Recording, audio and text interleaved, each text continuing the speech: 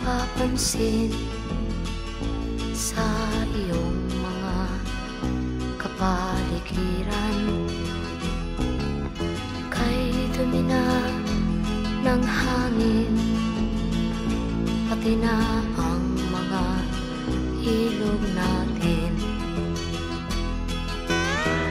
Hindi nga masama ang pag-unlad at malayo-layo na rin ang ating narating. Ngunit masdan mo ang tubig sa dagat, dati kulay asul, ngayon'y naging itim. Ang mga duming ating ikinalat sa hangin, sa langit, huwag na nating paabutin. Upang kung tayo'y pumanaw man sa riwang hangin, sa langit natin matitikman. Mayroon lang akong hinihiling, sa aking pagpanaw sana ay tag-ulan. Gitara ko ay aking dadalhin, upang sa ulap na lang tayo magkantahan.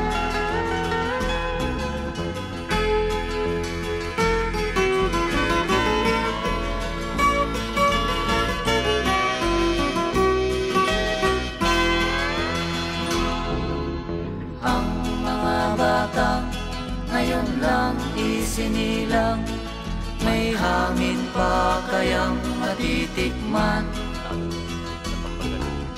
May mga puno pa kaya silang aakyatin, may mga ilog pa kayang lalanguyan. Bakit di natin pag-isipan ang nangyayari sa ating kapaligiran? Hindi nga masama ang pag-unlad kung hindi nakakasira ng kalikasan. Darating ang panahon, mga ibon dala ay wala nang madadapuan. Masdan mo ang mga punong dati ay kay tatag, ngayon'y namamatay dahil sa ating kalukuhan. Lahat ng bagay na narito sa lupa, Ilalumaot, kala natambagan, pero alawas la, nagkunos. Nagkunos tan kala na alawasan, sir. Kala na alam. Ang nalubog sa akin, TV, washing machine, saka mga videoke, bigas, gabi nangyari, umaga. Mga ilang hektarya po yung ano dito?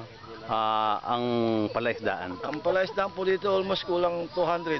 Dito lang sa purok na to. Dati ho, sa inyo, ilang po hektaryang palaisdaan nyo?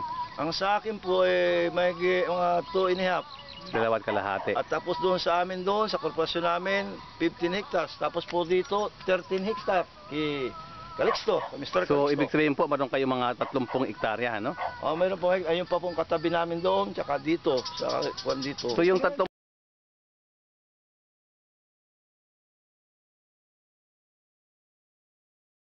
ibig nyo sabihin, sa 2 hektaryang palaisdaan ninyo, nawawalan kayo ng 200,000 piso. O kaya, bawat isang hektarya, nag-average ng 100,000 piso bawat hektarya. Oo. Sa isang taon. Isang taon. So, ang sabi nyo dito, mga 200 hektarya. 200 hektarya ang ano dito, ang palaisdaan? Kulang-kulang po dito. Kung 2 hektarya, 100,000 bawat hektarya ang inaani, ibig sabihin nun... Conforme naman po yun sa humahawak. Hindi naman lahat po ganon. Okay. Ang kumita lang po dito, itong kay Mr. Calixto, sa Kapili Family Peace Fund. Okay, okay. Hindi naman po lahat. So, ibig sabihin nun, on the average, ang nawawala sa isang taon, aabot ng 20 million pesos. Maaari po.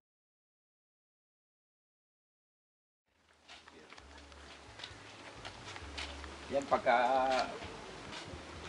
Pagka malit na yung tubig, hindi na kami nakakalabas doon. Anak. Pagka pumunta ka dyan, baka hanggang dito, oh. Pagka pumunta ka dyan sa parte dyan, hanggang dito ang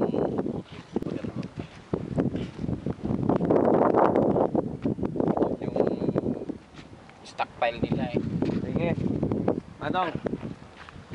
Itutulong mo dito po ako. Gusto po kayo? Ito ba? Ha? Medyo doon na kami sa deep sea fishing na kumukuha ng pamuhay dito sa Ano pangalan niyo? Wilson ng Silaw po. Wilson Arsilaw. Kayo po'y taga? Taga dito po, sa Bangan Lipay. Ano po ang inyong trabaho? Nangingisda. Mangingisda. Ilang taon na kayo mangingisda?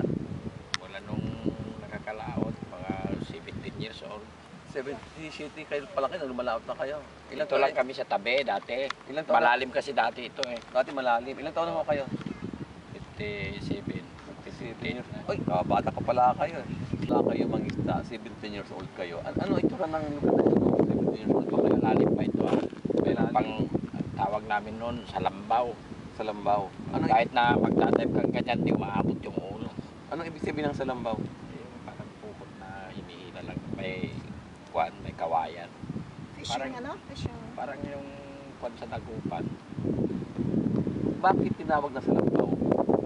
Yung nga pagka hinihila mo dito sila, nandun yung pukot sa loob. Hinihila mo na lang sa taas. So malalim. Oo, Malalim na biglang, kahit sa gilid pa lang, biglang lalim.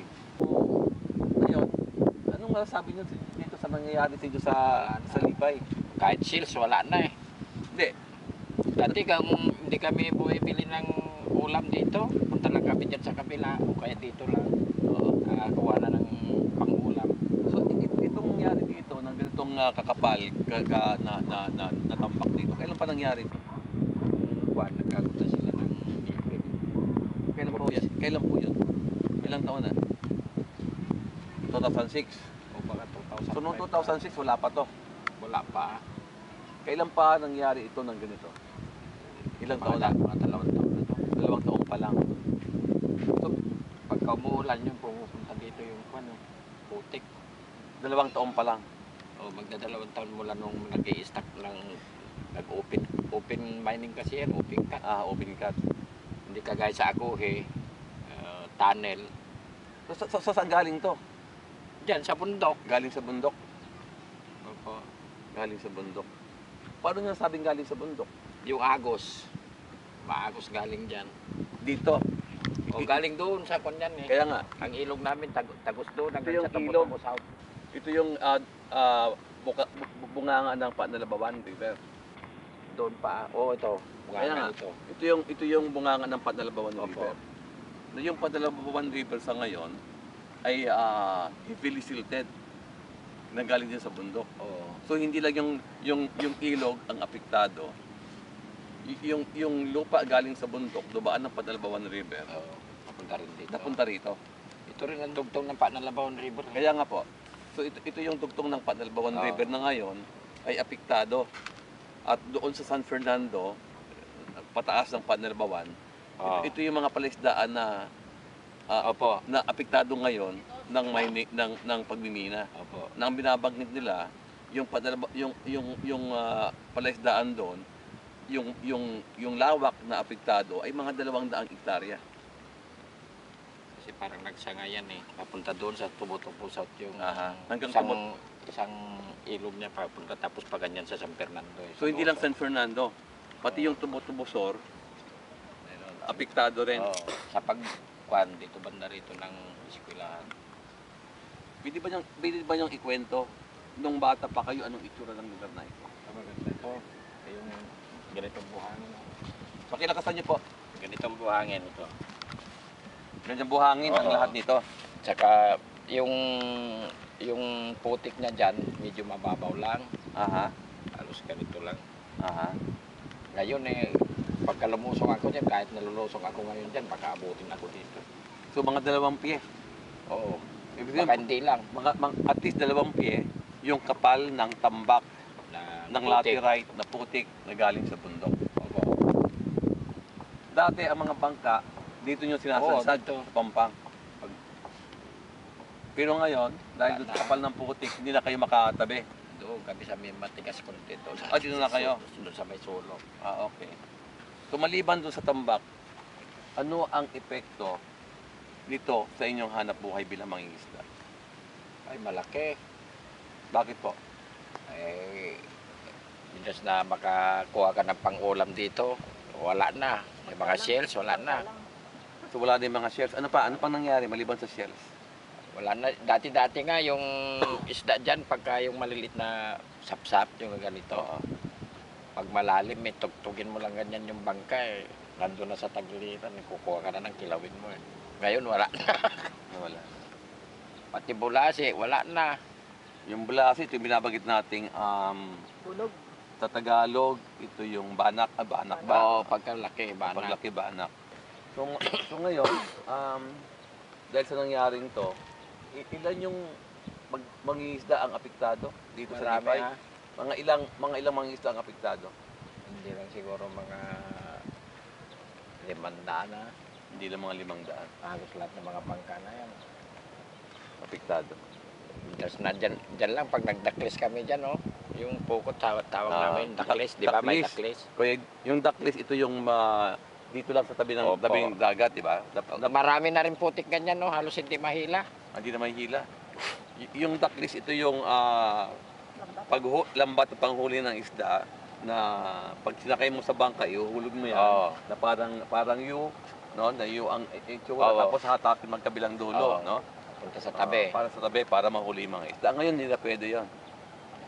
Pwede lang pero matagal dahil ito nga, oh. Ginaganyan mo muna yung pukot para mahila. Matanggal yung putik. O, mahila. Maliban doon, mahirap hilahin dahil sa ganung klaseng Oo. laterite galing sa bundok. Saka mahina na rin yung nahuhuli dyan. So, maliban sa mahirap hatakin, pati yung huli, Kunti na. konti na lang. So pag sabi niyang konti, mga ilang porsyento ang nawala sa isda ng Ay, daklis? mahigit 50% ah. Mahigit 50% ang nawala. Hindi lang 50%. Yun, yung bahagi na yun na yung bayan, di ba? Opo. Yun na yung bayan. Yun na yung binabanggit natin binipang. Drinagan na nila yan eh. Ha? Drinagan na nila yan eh. Anong ibig sabihin ng dinagan? Draga. Draga. Ano yung daga? Yung Inunan ng lupa. Dredge. nagkukuha ng lupa para lalalim. Hinukay na. Oo. Sino ang naghukay dito para lumalim? Public work ata yan. Public court. Kailan mo ginawa yan? Nung pa si Mayor Maestro, Mayor Martin. Martin pa rin ang mayor hanggang sa ngayon. Yung babae. May babae. So ngayon po, di ba, sabi ko 2 taon na to, ano na ang ginawa ng barangay, opisyalis ng barangay ng Lipay hinggil sa problemang ito? Wala rin. Wala silang ginagawang reklamo? Minsan pagka may umiikot yan na helicopter, binibidyo rin dito eh. Talagang hindi nyo lang naabutan yung talagang mababaw. Ibig sabihin na pag low tide to, mas malawak ito. Ay, malit na lang yung ilog. Hindi, nagsasagwan na lang mga yan. So ibig sabihin to ngayon medyo mataas na yung tubig. Opo. Ngayon pag ito low tide na low tide, hanggang saan yung tambak na nakikita? Hanggang doon sa lampas ng kwan na yun, oh, yung poste nilang kwan doon sa yung nakaganyan. Magkabilaan yan. Yung lampas ng bangka. Oo, yung nakatayo doon. So ibig sabihin pag ito low tide na low tide, hindi makakapasok yung bangka rito. Nakakapasok kaya lang magsagwan, hindi pwede. Dati ng low tide. Oh, nakakadaan. dati nung wala pa itong tambak, kahit na low tide, nakakapasok yung mga Opo. bangka. Tsaka yung kwan na yan, wala pa yung mga yan ha. Yung maalon doon. Oo. Wala pa yan dati. Ngayon mayroon. So, Malaki yung pagkakwan nito, pagkababaw. anong gusto niyo mangyari ngayon? Sabi niyo 2 taon, hindi ganito. Anong gusto niyo mangyari ngayon? Ay, dapat ito, malinisan sana para di ba? Wala na nabubuhay yata dyan. Wala na nabubuhay. Yung mga shells, wala na. Aha. Doon sa banda roon, kunti. Ito ba nailapit na ninyo sa opisyalis ng barangay ng Lipay? Hindi pa. Bakit hindi? Pero ito ba nakita na ng mga opisyalis ng Lipay? Nakikita nila siguro yan dahil mayroon namang kagawan dito. So anong ginagawa ng mga opisyalis ng Lipay hinggil sa problema ito? Wala naman. Wala silang ginagawa. Kayo mismo, ano ang gusto niyong mangyari dito sa problemang ito? Kung sa akin lang, gusto ko mapababawan yan eh. Ibig sabihin, gusto niyong ipahukay lang. Matanggal itong tambak Tsaka, dito. hindi rin matatanggal yan kung hindi titigil yung mina doon. Okay. Paniwala ko yan, habang hindi tumitigil doon, diretso na yan. So ang ibig Baka tataas pa rin, tataas yan dito eh. So ang ibig niyong sabihin, dapat dito matanggal ang tambak dito at maliban sa matanggal itong tambak na ito, ang gusto rin niyong mangyari para wala ng tambak dito, matigil yung perwisyong nangyayari sa Oo, bundok. yun ang number 1 doon eh. Kasi kung wala naman yung open cut dyan na kinukan, hindi naman bababa yung mga lupa doon sa taas. Okay. Pati nga yung mga bukid nila dyan sa parting Tubo-Tubo North, saka dyan sa Kwan, Tubo-Tubo South, mayroon na rin nadadaganan ng So anong panaba kung hindi pa kumikilos yung gobyerno natin sa ngayon? Ano ang panawagan niyo sa gobyerno? Kung sa akin na, patigilin na yung minahan dito eh. Masyado maraming perwisyo. Diyan kay Doktora Mayor nga eh, walang tigil yung pagpapacheck up nila ng mga mayroon atang asma na yung mga bata. Hindi natitigil yung ubot-sipon. So maliban sa pagkatambak dito, pagkawala ng hanap buhay ng mga malilit mangingisda, yung mga tao pa rin ay nagkakasakit. Oo, dami rin. Hindi matigil-tigil ang ubo. Ang umbot sipon ni matigil-tigil. Tapos, pabugahan pa ng patawag doon. Nebulizer. Nebulizer. Siyempre, hindi makahinga yung bata eh.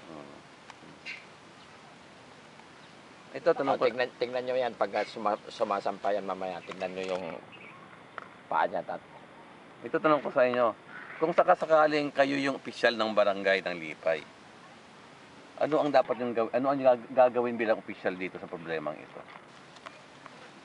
Kung kayo yung kapitan ng barangay, anong dapat ninyong gawin? Ay, ilalapit ko ito dun sa taasan na. Kung ayaw pansinin ng mayor, siyempre una ka sa mayor. Kung ayaw pansinin, pataas mo. Lagay mo doon sa... Kaya lang, pagdating naman sa Kapitolyo, ganun din. Kung sakasakaling ito'y darating kay Pinoy, sa ating Pangulo, ano gusto sabihin kay Pangulong Pinoy? Ay, dapat talaga matigil na itong minahan dito para wala nang perwisyo. Nanawagan ko kay Pinoy, talagang dapat ipatigil na dito eh. Marami ng perwisyo. Mayroong ngang nakapagtatrabaho dito eh, ilan-ilan lang, karamihan pa dayo. So kung ikukumpara ninyo yung benepisyo ng mining saka doon sa perwisyo, sa tingin niyo ano ang inyong evaluation doon sa bagay na 'yon? Perwisyo saka yung benepisyo. Ay kung sa perwisyo niya, kahit na mabigyan ako ng benepisyo, kung marami ring mga kung na nagkakasakit sa kakon, wala rin. Baka pati ako kung may kwan dyan sa minahan eh yung pamilya mo, kung magkasakit naman, di ubos din yung kita mo doon. Pampadoktor. Sige. Bilang huling pananalita, okay? Ano ang gusto niyo mangyari? Ulitin ko, ano ang gusto niyo mangyari sa problemang ito? Na kailangan agad aksyonan ng gobyerno. Okay. Patigilin na yung mina para wala na yung kwan, yung putik na yan. Magsasaka, mangingisda, pinipurwisyo eh. Dapat yan patigilin na kahit na matanggal mo yan kung tuloy pa rin yung nasa taas. Ganon din, babalik din dito. Mayroon tatambak dito eh. Sige po, maraming pong salamat. Bukan po natin iparating yan sa ating gobyerno. Salamat po. Tingnan nyo mamaya pag maglakad doon. Hanggang dito niya. Nagawa mo na ba ang mga bagay na dapat mong ginawa? Kalagan ng tali sa paa, imulat ng iyong mga mata. Kay sarap ng buhay lalo na't alam mo kung saan papunta.